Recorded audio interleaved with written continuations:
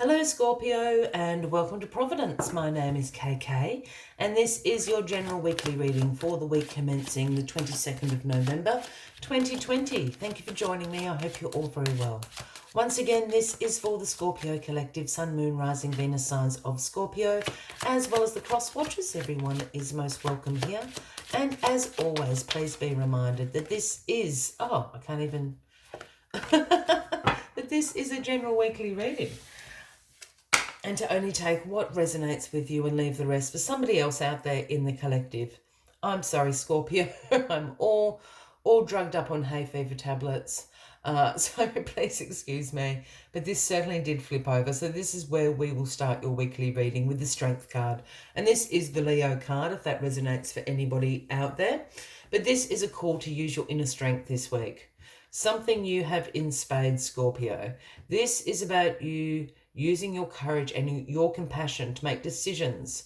Have your actions be courageous and compassionate, and you will be surprised at what situations and circumstances in your life you can influence. And I'm not suggesting you manipulate anything, they're very different things. But it's very hard to argue with someone coming from that place of inner strength, that place of courage, that place of compassion. It's very hard to block that. So you will influence many, many things in your life by using those wonderful qualities that you have, Scorpio. Let us get all the cards on the deck and let's see what this call to inner strength is this week. Is there a particular situation going on? Is it just absolutely, send out bliss and harmony to the world? The attitude of gratitude? Let us see what this is all about. Well, you've got the Moon card as the card at the bottom of the deck this week. And the Moon card absolutely represents your subconscious, your intuition. And the other thing the Moon does is it reveals illusions. It reveals the truth behind illusions. It lifts the veil off illusions and gives you information, makes you see things how they really are. Now, as I said, the moon is about your subconscious, about your intuition. So when this moon card turns up, I always tell people to pay extra attention to your dreams. This is a realm in which intuition sometimes works. Pay attention to, animals that may cross your path, to symbolisms that you might see, synchronicities you might see throughout the week. These are all the realms in which the moon works. But certainly information is going to be revealed to you this week.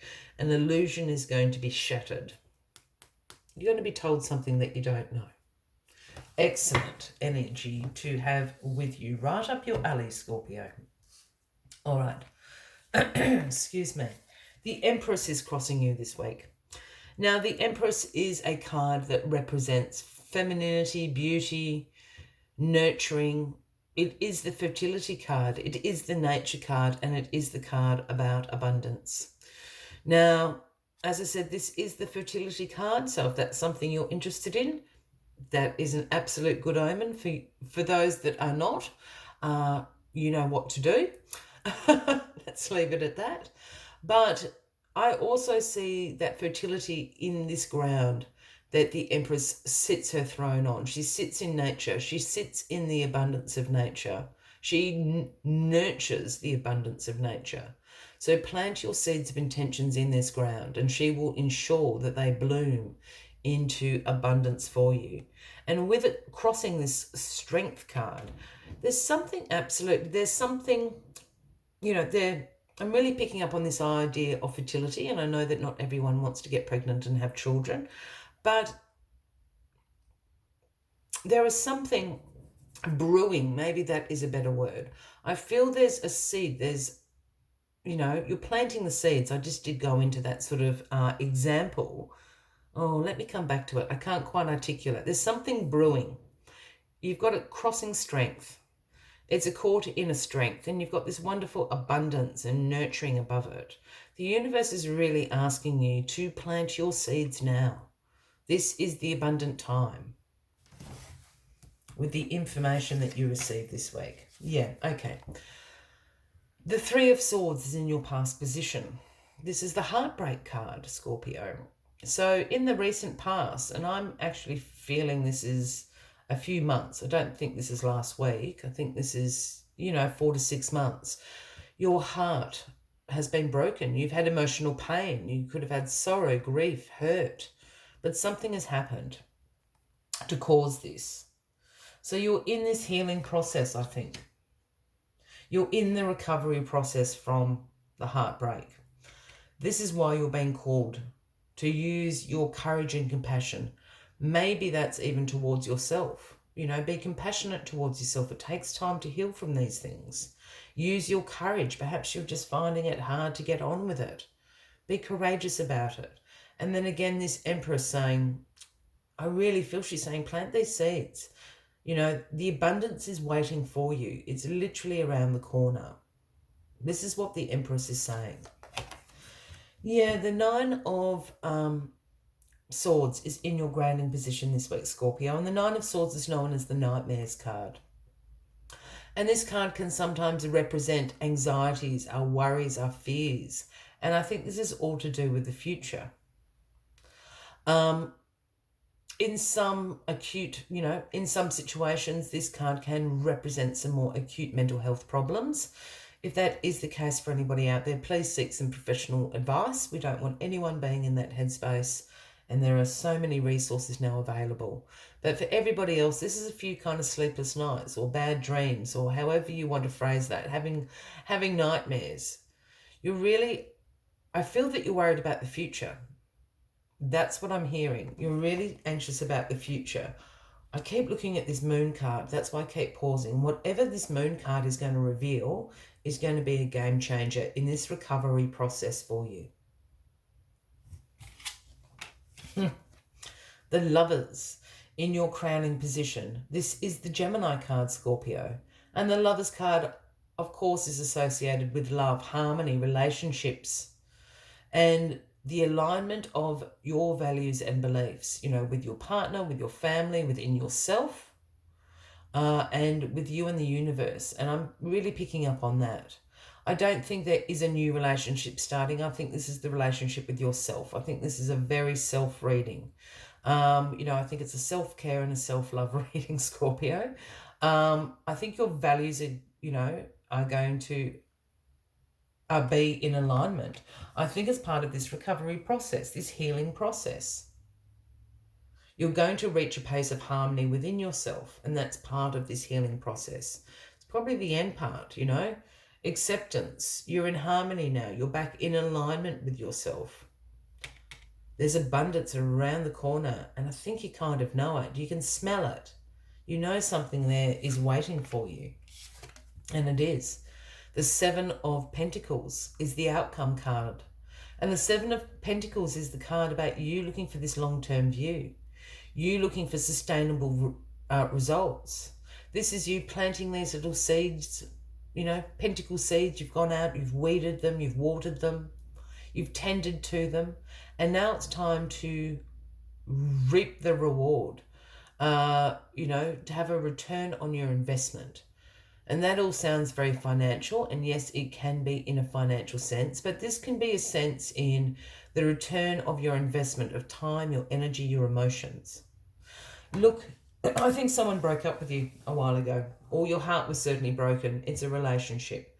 All of these three cards here are the healing process. Some information is going to be revealed to you. And it's like, as I said, it's lifting the veil on illusions. Perhaps you think this other person has gone off and had a wonderful life without you. That's not the case. The moon is going to let you know. And this is about you coming to a pace of acceptance, in alignment. And you know what?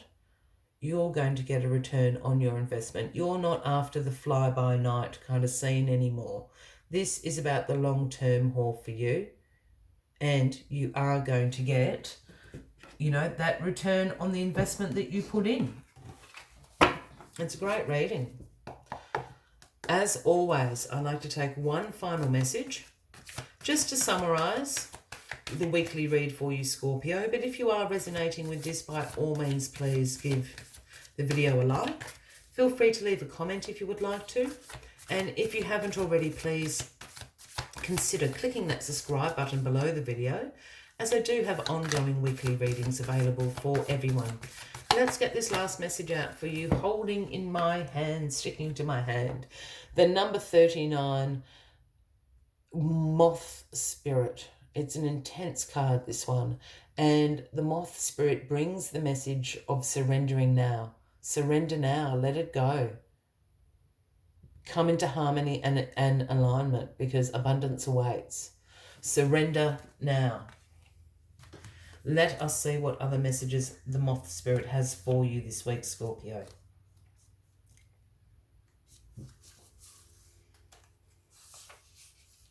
Hard work and dedication are virtues, and love, of course, is a beautiful thing. However, when Moth Spirit appears, it is a time to consider whether you have gone over the edge in a relentless pursuit.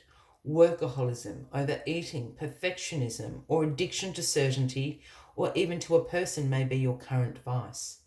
The form of your addiction does not matter as much as the awareness of the consequences of remaining persistent when moderation is needed. Let go of your excessive energy by channeling it in more than one direction.